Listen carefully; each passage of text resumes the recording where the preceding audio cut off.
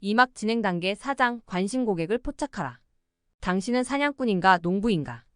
당신이 수렵사회의 사냥꾼이라고 생각해보자. 아침에 일어나 무기를 챙겨서 사냥하러 나간다. 사냥감을 잡아오는 날이면 가족이 배불리 먹지만 빈손으로 돌아오는 날에는 가족도 함께 굶어야 한다. 매일 사냥에 성공해야 한다는 압박감에 시달린다. 그것은 끊임없는 싸움이다. 이제 시대가 바뀌어 당신은 농경 사회의 농부다. 당신은 씨앗을 심고 수확할 때까지 기다린다. 그동안 조심스럽게 물을 주고 돌보며 농작물을 키운다. 마침내 다 익으면 수확을 시작한다. 내 경험상 대부분의 영세 사업주들은 농부라기보다는 사냥꾼에 더 가깝다. 1. 그들은 새로운 사업을 창출하기 위해 잠재 고객에게 무작위로 전화한다. 2. 그들은 새 고객을 유치하기 위해 엄청난 시간과 에너지를 소비하며 가능한 한 빨리 판매를 성사시키려고 어떤 일이든 마다하지 않는다. 3. 단지 빨리 판매하기 위해 가격을 할인하고 가격 경쟁을 하기 때문에 그들이 하는 광고에서는 절망적인 냄새가 난다. 4. 그들의 제품이나 서비스에 관심도 없는 사람들을 성가시게 하면서 엄청난 시간을 낭비한다. 대부분 사업주들은 자신들이 하는 마케팅의 진짜 목적을 제대로 알지 못한다. 그들은 그저 보기 좋은 로고와 자신들이 업계나 지역의 선두주자라고 주장하는 의미 없는 슬로건과 함께 회사 이름을 광고에 내보내는데 여념이 없다. 광고하는 목적이 뭐냐고 물으면 대부분은 제품을 팔거나 회사 이름을 널리 알리기 위해서라고 말할 것이다. 이것은 잘못되었다. 완전히 틀린 생각이다. 차라리 변기에 돈을 쏟아붓는 게 나을지도 모른다. 직접 반응 마케팅에서 광고의 목적은 광고로 직접 판매를 시도하기보다 당신의 기업에 관심 있는 사람들을 찾는 것이다. 관심 고객이 응답하면 후속 조치를 위해 그들을 데이터베이스에 저장하고 가치 있는 제안을 만들어 제공하며 당신을 권위 있는 해결사로 포지셔닝하여 신뢰관계를 구축한다. 이 모든 것을 다 실행하면 그것이 그들에게 맞아떨어지면 판매는 자연스럽게 따라온다. 그러려면 사고방식의 변화가 필요하지만 이는 절대적으로 이해하고 넘어가야 할 중요한 개념이다. 왜 광고에서 직접 물건을 팔려고 하면 안 되는가? 물론 광고를 보다가 즉시 구매할 준비가 된 사람이 있을 수도 있다. 하지만 대부분은 광고를 보고 관심이 생긴다 하더라도 그날 당장 구매 결정을 내리지는 않는다. 만약 그들을 데이터베이스에 저장해 놓지 않으면 영영 잃어버리고 말 것이다. 그들의 구매 의사 결정은 한 달, 6개월 또는 1년 후에 나올지 모른다. 하지만 당신의 광고는 단 한 번으로 끝났기 때문에 그들을 잡을 기회를 완전히 잃어버릴지도 모른다. 그들이 6개월 전에 한 번 본 광고를 기억할 가능성은 극히 희박하다. 광고는 마치 농장에 씨를 뿌리는 것과 같다. 윤리적 뇌물을 사용하라. 좁은 표적 시장에서도 모든 잠재 고객을 동등하게 대우해서는 안 된다. 다른 조건들이 다르지 않다면 가능성이 더 큰 잠재 고객에게 더 많은 마케팅 비용을 쓰는 것이 그들을 진짜 고객으로 전환시킬 가능성이 커진다. 1장에서 언급한 안개 속의 궁수를 기억하는가? 그가 가진 화살이 한정되어 있듯이 당신이 마케팅에 쓸 자금도 제한되어 있으므로 투자를 현명하게 하는 것은 필수다. 예를 들어 1000명에게 도달하는 광고 캠페인에 $1000를 쓰는 경우 기본적으로 잠재 고객 1인당 $1를 지출하는 셈이다. 이제 광고가 도달하는 1000명 중 100명이 당신 제품에 대한 잠재 고객이라고 가정해보자. 매스 마케팅에서 하는 것처럼 그들을 모두 동등하게 대우한다면 당신에게 관심이 있는 100명에게 도달하기 위해 관심도 없고 동기부여도 되지 않는 900명에게 $900를 낭비하고 있는 셈이다.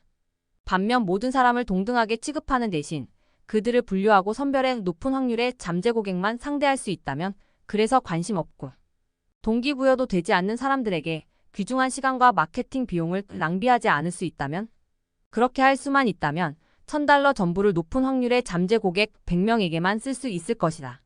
1000명을 모두 동등하게 대우할 경우 잠재 고객 1인당 $1가 돌아가지만 100명으로 범위를 좁혀 집중 호소한다면 1인당 $10를 쓸 수 있다. 이처럼 올바른 표적을 목표로 10배의 화력을 집중한다면 더 높은 고객 전환율을 가져올 수 있지 않겠는가? 이는 너무나 당연한 얘기다. 그렇다면 알곡과 쭉정이를 어떻게 구별할 수 있을까? 가장 간단한 답은 그들에게 뇌물을 줘서 스스로 답하게 만드는 것이다. 걱정하지 마시라. 몰래 뒷돈을 주자는 것이 아니다. 스스로 잠재 고객이 맞는지 밝히도록 윤리적 뇌물을 제공하자는 것이다. 예를 들어 앞서 언급한 사진작가는 예비 신부들에게 그들이 결혼식 사진 작가들에게 바라는 바를 정확히 보여주거나 자신의 작품이 담긴 무료 DVD를 제공할 수 있다. 관심 고객을 발굴하기 위해 광고 제목을 이렇게 붙일 수도 있다. 결혼식 날 사진 작가를 선택할 때 피해야 할 7가지 큰 실수를 알려주는 DVD를 무료로 드립니다. 이제 누군가가 이 윤리적 뇌물을 요청한다면 그는 잠재 고객일 확률이 높다. 그러면 당신은 이제 적어도 마케팅 데이터베이스에 들어갈 잠재 고객의 이름과 주소를 확보하게 되었다. 지금 우리의 목표는 매출이 아니라 단지 관심 고객을 발굴하는 것이다. 광고에서 제품을 판매하려는 유혹을 이겨내라. 이 초기 단계에서 할 일은 관심 없고 동기부여가 되지 않는 사람을 가려내고 확률이 높은 잠재 고객 데이터베이스를 구축하는 것뿐이다. 제품 또는 서비스에 대한 표적 고객의 구성. 광고에서 물건을 직접 판매하려는 시도를 피해야 하는 이유는 또 있다. 평균적으로 보면 표적 시장에서 높은 동기를 부여받고 즉시 구매할 준비가 되어 있는 잠재 고객은 약 3%에 불과하다. 이들 대부분이 매스 마케팅에서 구매 고객으로 전환되기를 바라는 잠재 고객들이다. 하지만 이들 외에 구매 가능성이 있는 층이 7%고 관심은 있지만 나중에 생각하고 싶은 층이 30%라는 사실을 기억하라. 그 다음 30%는 관심이 없는 사람들이고 나머지 30%는 무료로 준다 해도 사지 않을 사람들이다.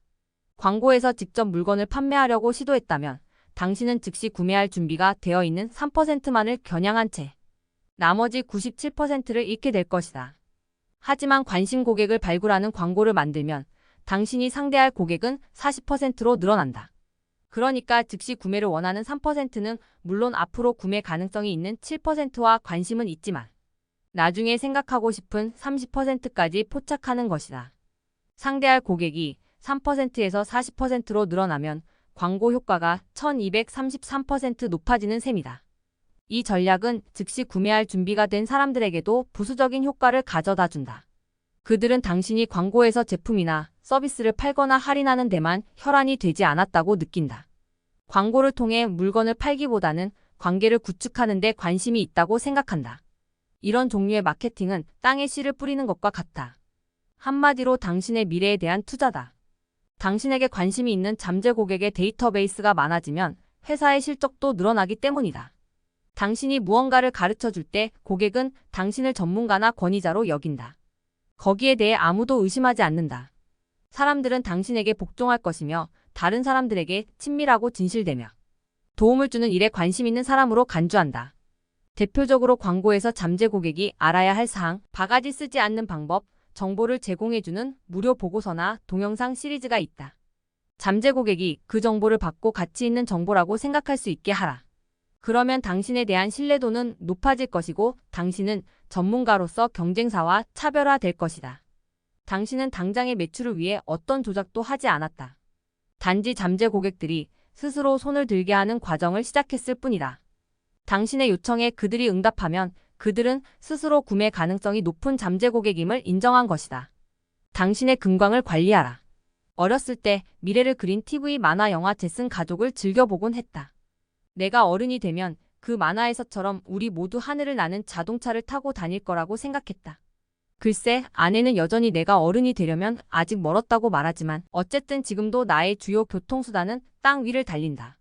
물론 오늘날 자동차는 예전보다 훨씬 더 멋진 부가 기능을 갖고 있지만 기본 형태와 기능 면에서 100년 전과 크게 다르지 않다. 왜 우리는 아직도 하늘을 나는 자동차를 갖지 못하는 걸까? 개인용 비행기 기술은 최근 크게 발전했고 값도 놀랄 만큼 낮아졌다. 대량 생산에 들어간다면 조만간 자동차 가격에 상당히 근접할 것이 분명하다. 그렇다면 뭐가 문제일까? 답은 바로 개인 비행을 지원할 수 있는 기반시설이 없다는 것이다. 사회 기반시설의 대부분은 자동차를 중심으로 구축되어 있다. 오늘날의 주택, 건물, 도시는 모두 자동차를 수용하기 위해 지어졌다. 대부분 기업들이 잠재 고객 확보에 어려움을 겪는데 반해 왜 어떤 기업은 계속 관심 고객과 잠재 고객의 유입이 유지될까? 그 대답 또한 개인용 비행기의 딜레마가 인프라에 있는 이유와 다르지 않다. 그런 기업들은 끊임없이 새로운 관심 고객을 발굴하고 추적하고 육성해서 그들을 열광적인 고객으로 전환하는 마케팅 인프라를 구축했기 때문이다. 반면 그러지 못한 기업들은 이른바 무작위적인 마케팅을 구사해왔다. 그들은 여기저기 무작위로 광고를 냈고 웹사이트나 브로셔도 그렇게 만들었다. 그들은 인프라를 전혀 구축하지 않았다. 산발적이고 무작위적인 마케팅은 대개 벌어들이는 수익보다 더 많은 비용이 들게 마련인데 그 결과 사업주는 사기가 떨어지고 왜 마케팅이 업계에서 효과가 없을까? 라는 푸념만 늘어놓는다. 인프라를 구축하려면 처음부터 끝까지 체계적으로 생각해야 한다. 시스템이 어떻게 작동하는지, 시스템이 효과적으로 작동하기 위해 어떤 자원이 필요한지 이해해야 한다. 마케팅 인프라의 한가운데에는 잠재 고객의 데이터베이스가 있지만 데이터베이스를 효과적으로 관리하려면 고객 관계 관리 시스템이 필요하다. CRM 시스템은 마케팅의 중심, 즉 근광을 관리하는 곳이다. 모든 잠재 고객의 상호작용을 CRM으로 통합시켜야 한다. 여기서부터 일이 본격적으로 흥미진진해진다. 사장 실행 과제. 당신의 관심 고객을 포착하는 시스템은 무엇인가? 1페이지 마케팅 플랜의 네 번째 칸을 채워보자.